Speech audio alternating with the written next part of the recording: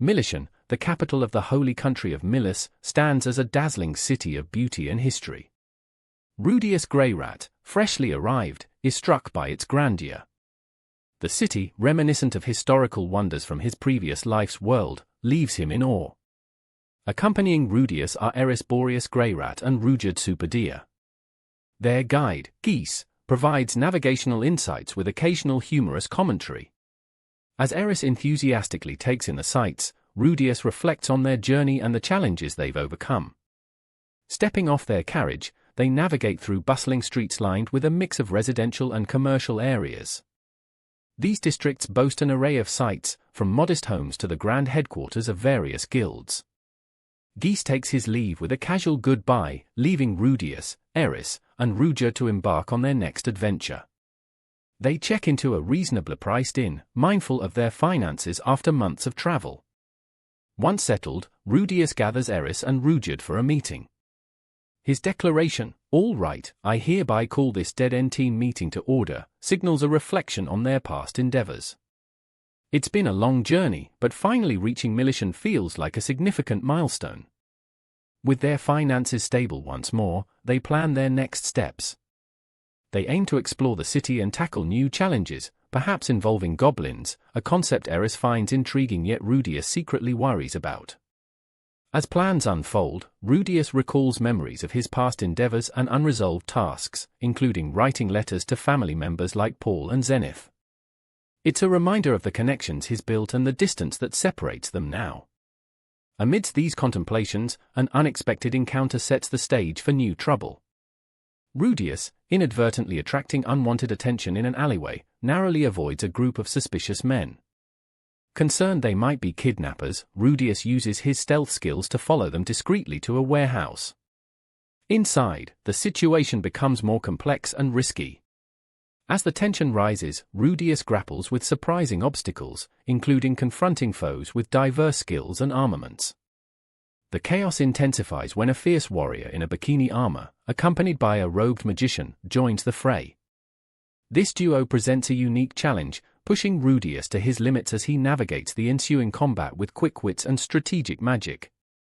Amidst the turmoil, Rudeus draws from his experiences, finding moments of clarity even as the battle rages on. His resolve and clever tactics are tested, but his underlying determination remains unwavering. The clash within the warehouse is a whirlwind of movement, magic, and strategy. Rudeus, employing his strengths, attempts to reclaim control and protect those involved. Despite the escalating odds, a new chapter of his adventure in the vibrant city of Milishan begins, full of promise and peril. Rudeus finds himself backed against a wall, realizing he's unintentionally cornered himself. Yet, there's no panic. Instead, he braces himself for what's coming. As goosebumps rise on his skin, he whispers to himself, "Icicle Field." Magic surges through him, and soon, a frost creeps across the area, coating the ground in ice. In the midst of this cold chaos, a group of thugs slips and tumbles disastrously to the floor. Rudeus smirks at this sight, calling his move a clever combination known as Polar Blast. These thugs have no clue that their assailant is none other than Paul, Rudeus' estranged father. Paul appears before Rudeus, aggressive and surprisingly sober despite a slight sway in his stance. They engage in a tense confrontation, where fists exchange blows and defensive magic wards off sword strikes. Rudeus, displaying skillful dodging, uses his eye of foresight to anticipate his father's attacks. With a snap of his fingers, Rudeus unleashes a spell that transforms the ground beneath Paul into a muddy pit, causing him to lose his balance and fall. But the fight is far from over. A female warrior and a magician, allies of Paul, rush to his aid. Rudeus acts quickly, sending one of them crashing backward with a carefully timed shockwave. However, the magician is not so easily deterred, throwing spells with precision and intent.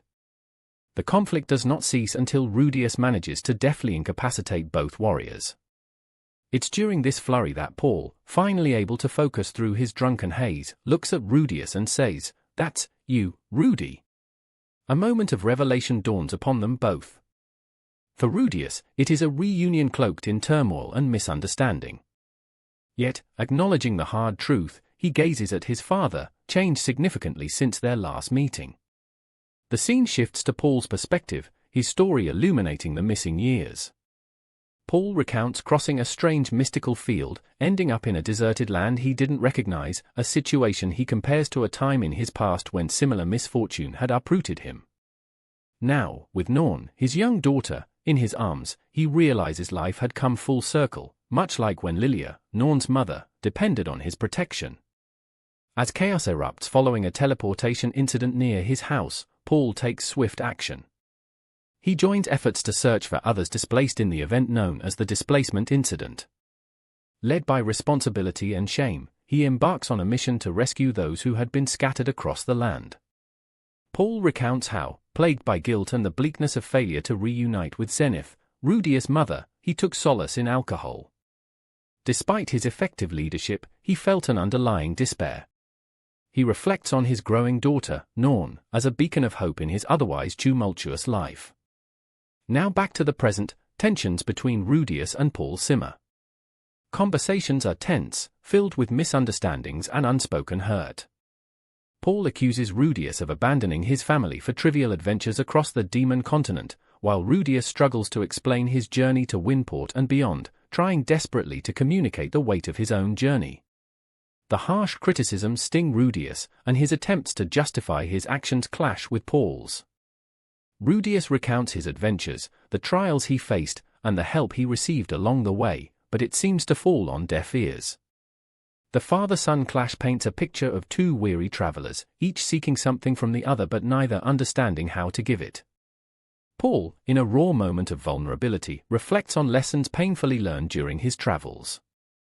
He recalls the high hopes he once held and the crashing despair when those hopes dissolved amidst reality.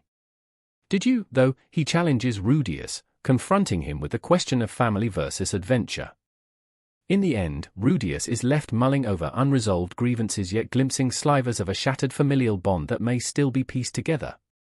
With the truth now unsparingly laid bare between them, both must decide how to reconcile their paths, if reconciliation is indeed possible. Paul sits at the bar, grappling with his emotions. The weight of everything that's transpired presses heavily on him. He can't help but think of Norn and Zenith, hoping they're safe. His recent confrontation with Rudeus still stings, and the guilt of not being able to find his family gnaws at him. Could have done better, and you know it, he recalls shouting in frustration. As Paul recalls his earlier years and the bonds he formed, Geese, a seasoned adventurer known for his wit, approaches him. Geese greets Paul, noticing he's in a foul mood. "What do you expect?" Paul smirks ironically. Geese probes about the growing tensions between Paul and Rudeus. He learns of the confrontation and Paul's anger, but his friend Geese doesn't let him wallow in self-pity. Instead, Geese forces him to confront his emotions and the failings both as a father and a leader. Paul defends himself, lamenting Rudy's perceived irresponsibility and lack of empathy. "In hindsight, maybe we were both stupid. But I was desperate." Paul confesses, admitting that the stress of the search has twisted his judgment. Geese listens intently and reminds him what kind of challenges the demon continent offers, how Rudeus and his companions faced horrors beyond his imagination. Rudeus was a true prodigy, a genius. Geese insists that expecting Rudy to behave like an adult was unfair, considering he's still just a kid. Geese's reasoning slowly starts to make sense to Paul. "Maybe I expected too much," Paul admits grudgingly, realizing his expectations might have been unrealistic. He remembers when he was 12, recalling his own stubbornness and mistakes. It's a moment of clarity. Geese doesn't judge, only laughs softly, suggesting Paul acknowledge Rudeus' achievements rather than his perceived shortcomings.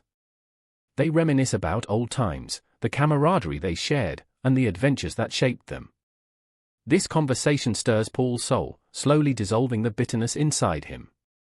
Paul realizes he may have overlooked some vital clues about Rudeus' struggles on the demon continent. He could have been more understanding, but his own fears and desperation clouded his judgment. "I think I might have been wrong," Paul whispers quietly, finally confronting his mistakes. Geese goes on to reveal Rudeus' time in a beast folk village and how he intervened in a potential catastrophe, saving lives and risking his own. This news shocks Paul, proof of Rude's bravery and decisive action. He feels the guilt acutely now, recognizing the undue harshness he projected onto his son. The night turns introspective for Paul as he sits silently, absorbing the lessons hidden in Geese's words. Maybe it's not too late to make things right, he muses. With newfound resolve, Paul decides to bridge the rift with Rudeus, knowing that the path forward requires humility and love. Amidst the dim, rustic setting of a bustling tavern, Geese rises swiftly from his seat, his voice quick and eager. Anyway, he starts, ready to share his tale, revealing that he had managed to pull a few strings for Paul and even saved some money. This moment of mild chaos and camaraderie unravels past encounters involving people like Elinalise and the odd twist of events that ensured Geese ended in the same area as Paul, much thanks to their mutual friend. As Geese saunters away, another person finds their way into a chair that Geese had vacated, a woman with short hair and a serious demeanor. Paul regards her with surprise before recognizing her as Viera. He notes her choice of attire, modest compared to the provocative outfit she donned the prior evening, implying quite a different impression. "What's with you, girl?" Paul teases, though warmth and familiarity underpin their exchange. Viera speaks openly, confronting any imagined misunderstandings about their relationship. For Paul, Viera has always been a critical ally, especially considering the shared chaos and upheaval post-displacement incident. Her staunch support during these times made her indispensable. Inside the confines of a room at the inn, Paul reflects on his earlier conversation while finding comfort with his daughter, Norn. He's conscious of his vulnerability under the influence of alcohol, acknowledging the weakness that follows excessive drinking. "But without Rudy, I wouldn't have the strength to go on living." This heart-rending admission underscores a father's sorrow and longing. The following morning arrives, brimming with a light sense of relief. Breakfast in Militian feels hearty, consisting of an actual dessert course. Paul notes the improvement in taste, giving moments of joy to the otherwise weighty atmosphere. He reflects on the journey so far, buoyed by a recent popular ballad that sings of a youthful magician's adventures, subtly feeding into their ambition to press onward. Eris, whose lively demeanor contrasts sharply with Paul's solemnity, engages in playful banter with Paul. Such interactions reminisce on their earlier dynamic, momentarily lifting their spirits. Discussions meander onto familiar yet tense territories. The troubles of Paul and the search for missing family members are broached. "It's been 6 years, you know. Did you hit the kid that badly?" The gravity of the question hangs in the air. Paul, wrestling with the storm of emotions within, eventually faces Rudy with noticeable tension. This is their meeting after years darting into adulthood, each step without parental shadows looming close. Paul had searched desperately for family over the years. His tears, born from longing and despair, now find release in honesty. "I missed you too, Rudy. I missed you so damn much." These words, pouring out of Paul, illuminate the room with a poignant reconciliation. Father and son reunite, leaving no empty words, only heartful exchanges. Paul's dissatisfaction over past failures with Rudy gives way to an overwhelming need to mend what was broken. "Spread your arms open wide. Go on." Rudy revels in this moment, a full return to familial warmth and security, things that had become distant memories. As they talk, Paul shares the tapestry of tales pieced together from their adventures post-displacement. Life had taken strange turns for them both, forcing growth through unforeseen challenges. Rudy learns that Siffy was now efficient with magic, an unexpected development. His reflections reveal just how much distance had formed among his companions. In the evening, plans solidify further. Discussions with Paul unveil a responsibility Rudy could no longer dismiss, a leadership role within his newly formed search and rescue squad waiting. "We should meet up in person," suggests Paul wistfully, revealing a yearning for familial unity not entirely lost. Despite separation and distance, the bonds that tether Rudy to his father remain unwavering. Their final exchange brims with unspoken promises of a future hand-in-hand. "Once you've worked out your plans, get in touch with me." The warmth in Paul's words reframes the evening, forging moments of reprieve amid the chaos. Thus, the story continues, solitude breached by shared laughter, tears, and the relentless seeking of kin across landscapes and experiences untold. The journey remains vast and winding, yet these reconciliations breathe life into its uncharted paths. Paul, Eris, and Rudeus find themselves at a bustling bar, a scene marked by lively chatter and raucous camaraderie. However, their joyous occasion soon appears marred by the foreboding tension running thick between Eris and Paul. Eris, fiery as ever, clenches her fists, her mind swimming with anger over Paul's recent treatment of Rudeus. Her frustration is palpable as she bursts out, demanding Paul acknowledges his missteps, especially on Rudeus' 10th birthday. Her litany of grievances makes it clear, how can you just forgive that jerk? Rudeus, caught off guard, stands bewildered as Eris vents her frustration. It dawns on him that Eris had absorbed the full brunt of Paul's erratic behavior, and it strikes a chord in him. Yet, Eris's spirited rants aside, Rudeus finds himself reflecting on perhaps his own deficiencies and his shortcomings as a son. As Eris calms down, Rudeus pulls her aside to reassure her and help mend her wounds, both physical and emotional. He reaches out, "What do you mean, why?" attempting to prompt an endeavor of mutual healing. Bitterly, Eris acknowledges she understands why Paul acted the way he did but can't quite let go of her disappointment. A moment of tension ebbs away, leaving Rudeus standing nearby, quietly understanding the nuances between the family's strained dynamics. As they walk back, Rudeus perceives something laden with concern. The conversation between the trio grows contemplative. Paul's past rashness remains a hurdle they must overcome.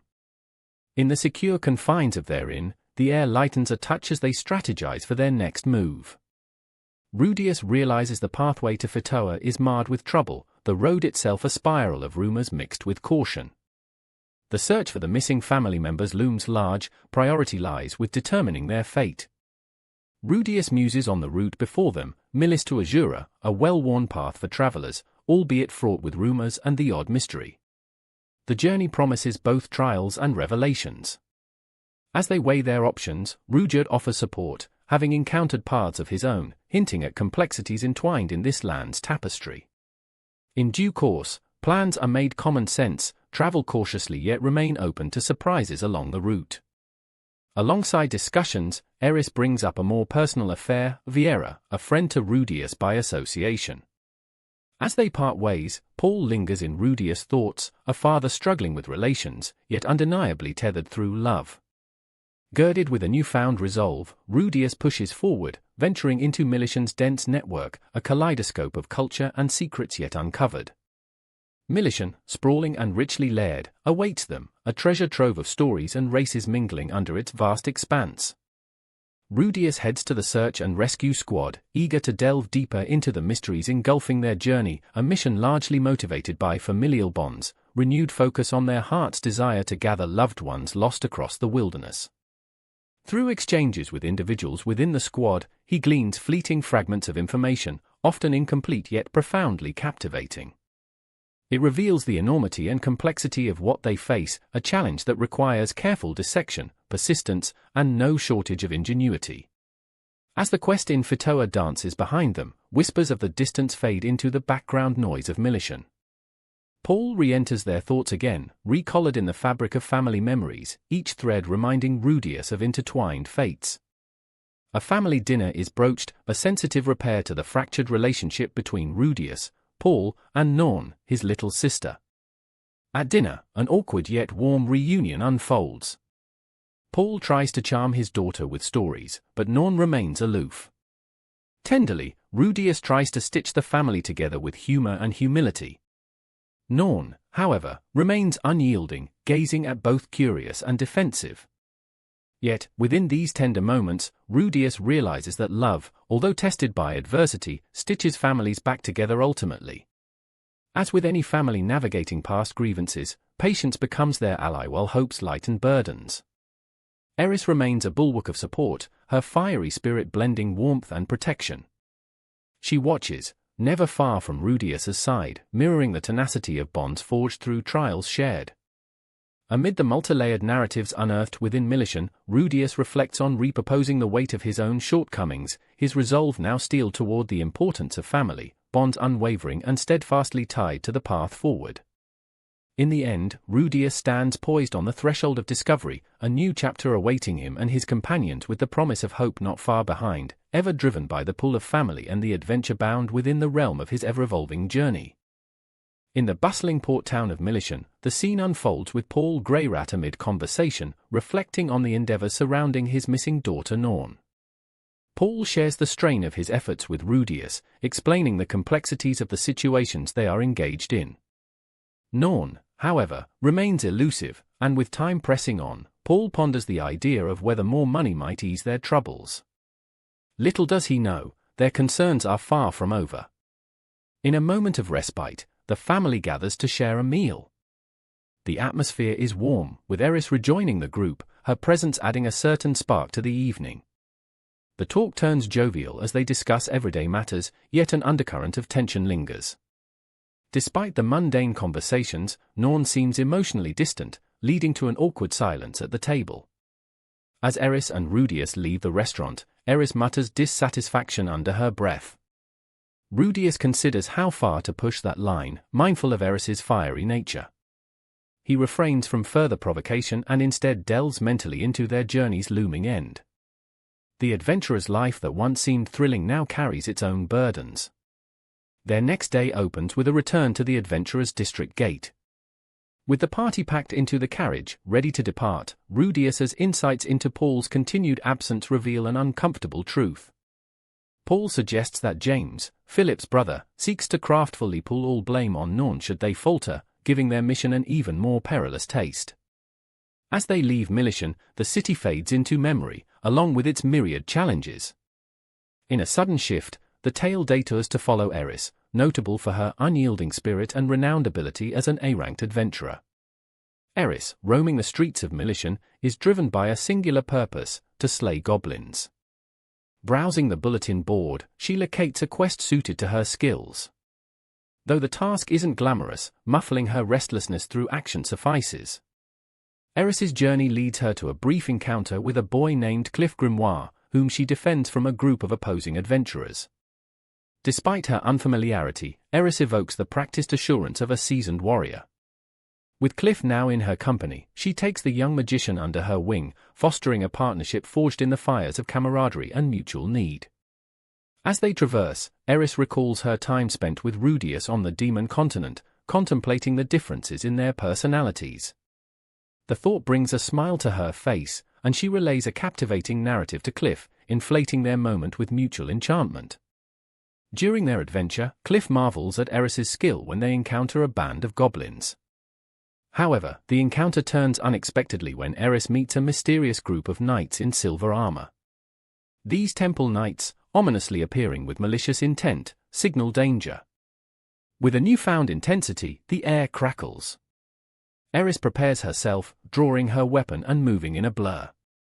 Her swift strikes carve through the assailants with the practiced ease of an accomplished warrior.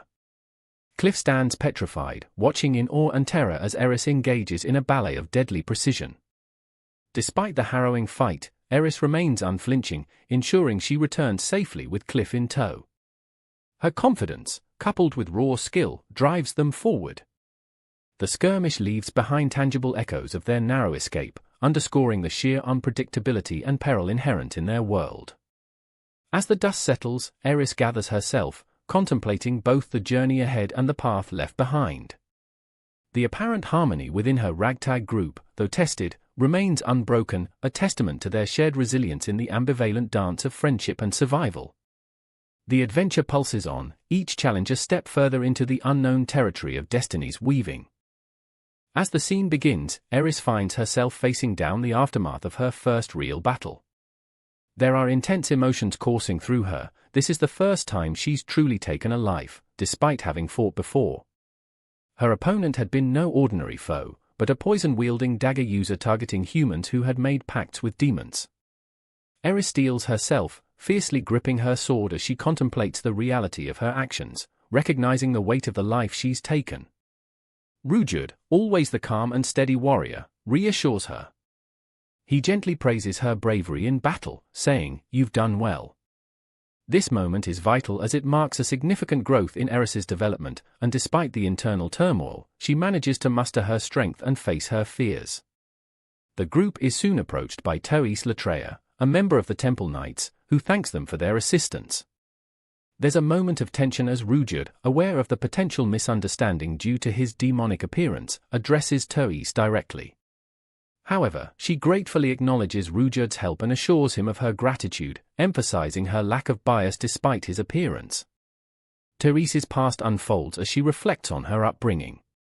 She was once a strong advocate for the expulsion of demons from the Milis continent, yet her encounter with the party has shifted something inside her. She recognizes the kindness and bravery of Rudeus, which challenges her preconceived notions. The narrative shifts to Cliff, a young cleric of the Milis Church, and his backstory unfolds. Cliff has lived a life insulated by privilege, being the grandson of the current Pope of Milis. Despite his noble lineage, he finds himself captivated by Eris, whose fiery spirit and prowess in battle leave a lasting impression on him. Cliff's fascination with Eris is evident as he inquires about her teacher, Rudeus, hoping to gain insight into the young adventurer's background. As they travel, Eris maintains a composed front, unaware of Cliff's growing admiration. Cliff finds himself intrigued by the mystery surrounding the names connected to Eris and Rudeus. It's clear that his interest in Eris is more than academic. However, Rudeus's presence looms large, and Cliff inwardly grapples with feelings of jealousy.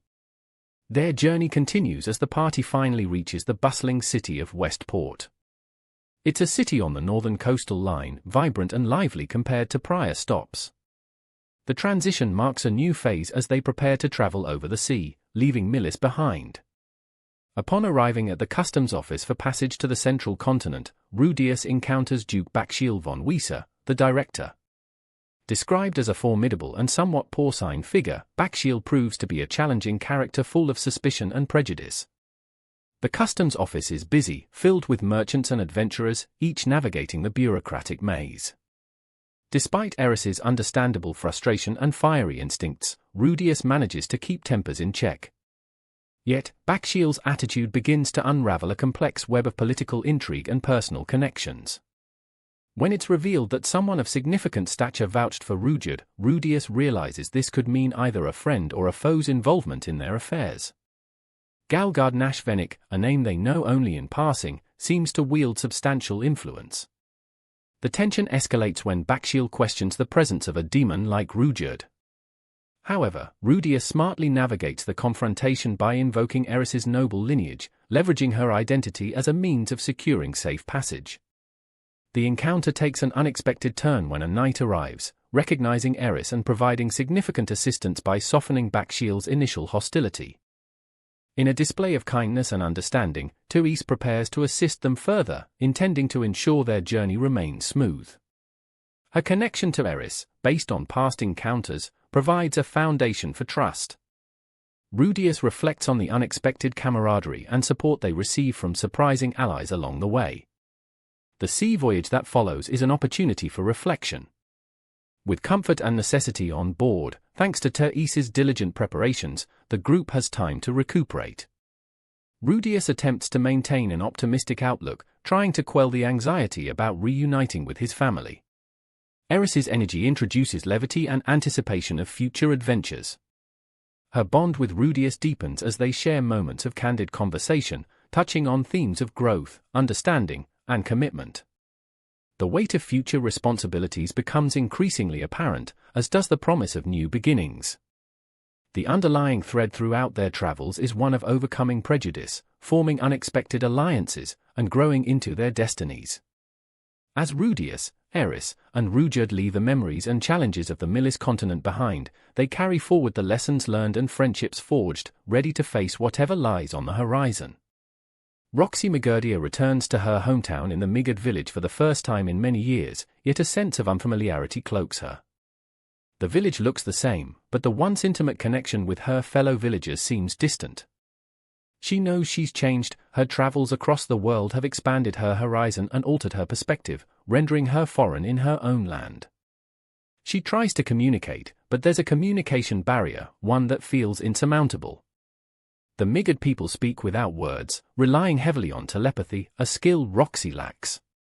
Her parents stand before her, silent and concerned, unable to bridge this widening gap. Her father, earnestly yet with restrained emotion, asks, "You're really leaving already?" It's a poignant moment that leaves Roxy feeling the weight of her solitude. Her mother adds with masked urgency, "Won't you stay a little longer?" Both keenly aware of the words they can't audibly communicate. Roxy's heart is heavy as she perceives their concern, yet she feels like a stranger, one who can't stay. Her father, trying to understand, says, "Really, you understand, right?" She nods, but every nod feels like a goodbye, deepening the silence between them and their unspoken sentiments. Her resolve wavers when her father insists, "Maybe I'll stop by this winter to visit," offering a tentative connection. Overcome with emotion, Roxy finally allows herself a moment of vulnerability, crying for the unity she no longer experiences. As Roxy ventures to a local bar for solace, she encounters Nokapara, a dependable comrade and a veteran adventurer. His familiar, gruff demeanor softens the emotional burden she carries from home. They reminisce about past exploits in the Demon Continent and share banter that only years of shared history can kindle. "You've really changed, Roxy," Nokapara muses, "but not in the ways that matter. Always had that spark." Through their conversation, it's clear that Roxy holds a lingering sense of nostalgia for the Demon Continent, a place full of harsh realities but also transformative experiences. Nokapara also reveals encounters with nostalgia. "Time's been kind and cruel, why no? Life doesn't wait," he chuckles, offering sage reflections gained through the passage of time. They talk deeper about their different paths and the fleeting nature of opportunities, through which their bond as adventurers renews itself. Amidst the heartfelt exchange, talk drifts to Rudeus Greyrat, the enigmatic boy they've both heard about.